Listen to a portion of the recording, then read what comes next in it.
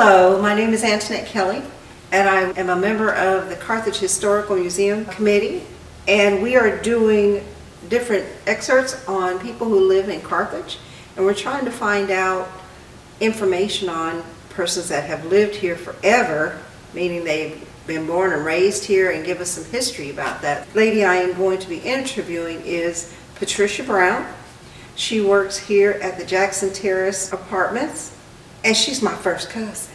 And she's a wonderful person, but I want to turn it over to her so that she can start talking about the things that she remembers when she was growing up here in Carthage and give us some insight. Hello, my name is Patricia Taylor Brown, and I've lived in Carthage all my life. Not to say that I haven't visited other areas, but as a resident, I've been a resident of Carthage all my life. I was born in 1942, and so I grew up in the segregated era, and so things were quite different today as they were back then. We had a good life, and we didn't realize so much that there was a difference until the other areas kind of introduced the changes, and then we became part of what was going on in the area. But as far as being raised in the community, we didn't have a really hard time. We were segregated as far as schools were concerned. I went to Pinckney High School here in Carthage. It's the Pinckney Academy now, and Pinckney housed all of the students from in the Moore County area, as far as Lobelia and then the Upper Moore. The kids had to pass by the schools in those towns to come to Pinckney, so all of the little areas fed right into Pinckney High School. We had a good time. We had good teachers that were concerned about our education, and they cared about us as individuals. Not to say that the students are not cared for like that in today's society, but we had a personal relationship with our teachers. And if the teachers came from out of town, they stayed in the community and they went to church in that area. So we were like a family. I'm a member of John Hall Presbyterian Church, and I've been so all my life. And at one time, John Hall served it housed the school, because the former Pinckney High School burned, and people had to attend John Hall, not attend John Hall, but they went to school at John Hall. And I didn't go to school at John Hall because by that time they had rebuilt the school, and I think that was about 1946 they had rebuilt the school, and so I went over to Pinckney. We liked a lot as far as a place to play, recreation. Everything we did at Pinckney was outside.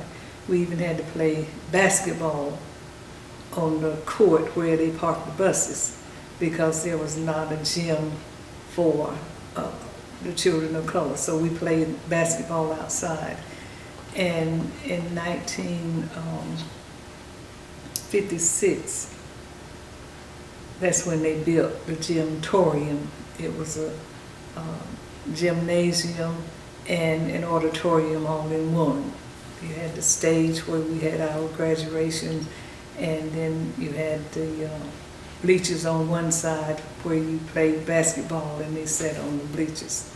There was a lot of things that could have been improved as far as the facilities at the school was concerned, but as far as our teachers, as far as our education, I think we received the best. We had, I remember on our street we had our own little businesses. There was Mr. Tom Blue, who owned a laundry, and dry cleaner. There was Mr. Horatio Goins, who was a tailor. There was Mr. George Stafford, who owned a store and a little dance area for the kids to play. There was Mr. Tommy Tyson, who owned a little grocery store, and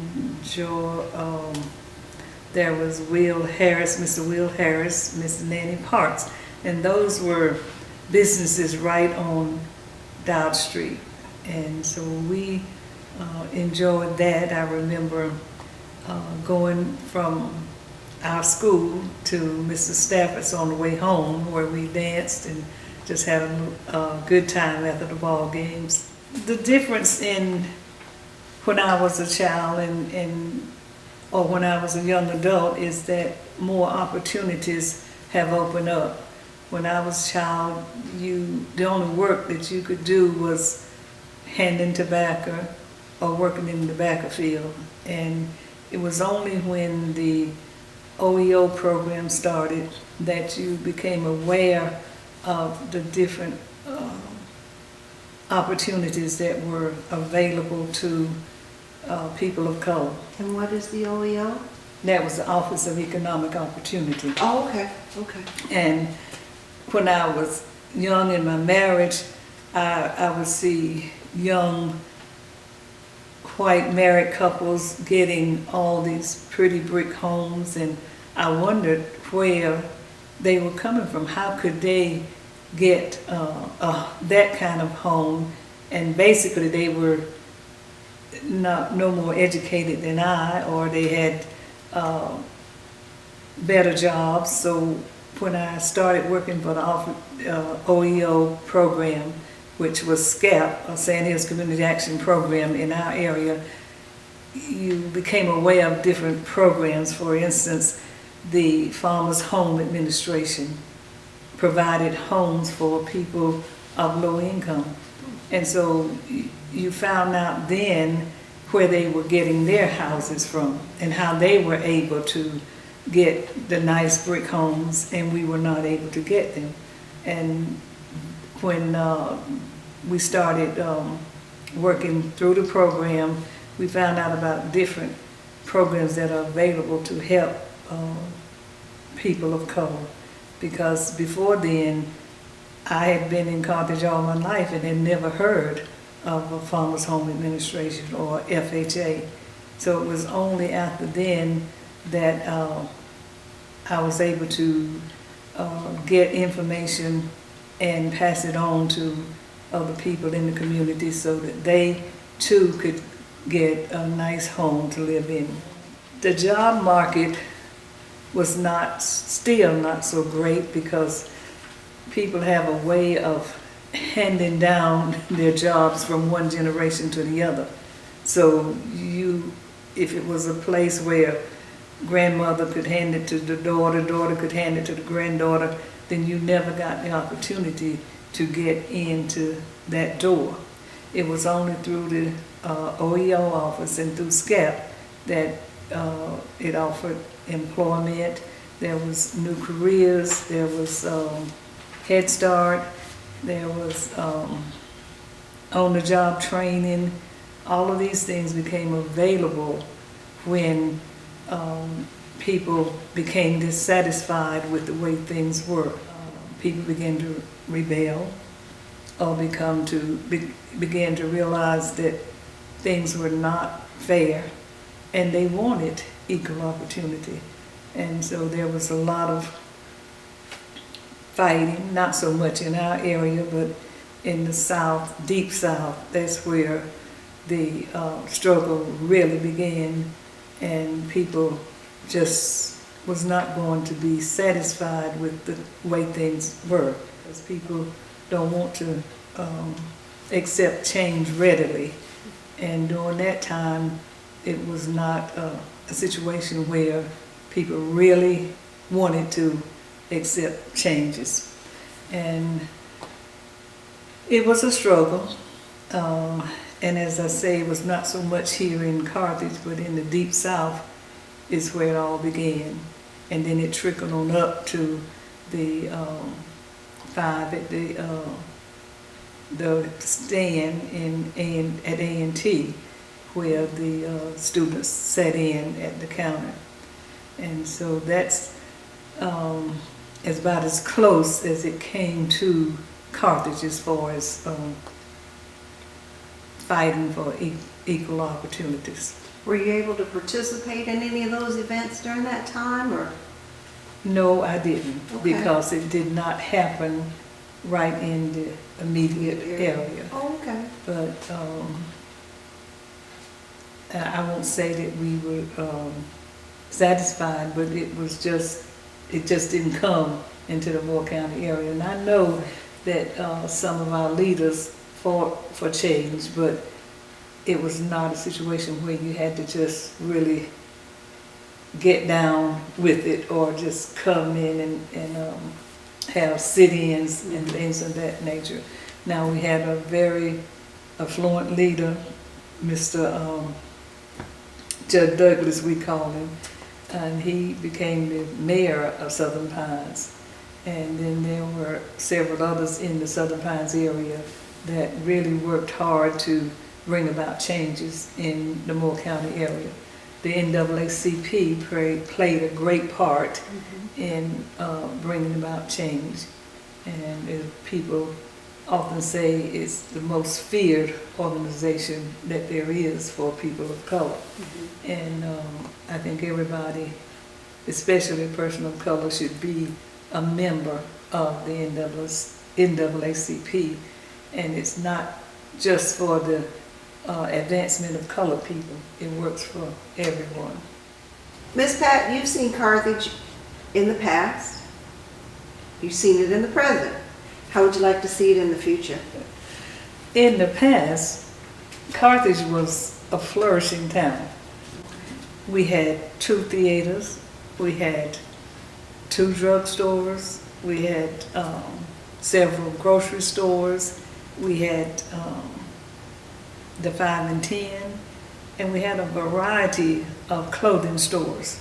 But it seems that Carthage has regressed rather than progressed, and that the only thing that you can do in Carthage now is go to the court facilities. You can't even buy a drink, a soda in Carthage.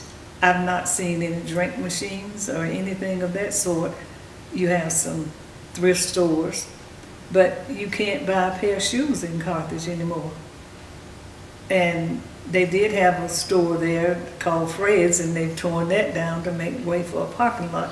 So it seems like rather than growing, it has regressed.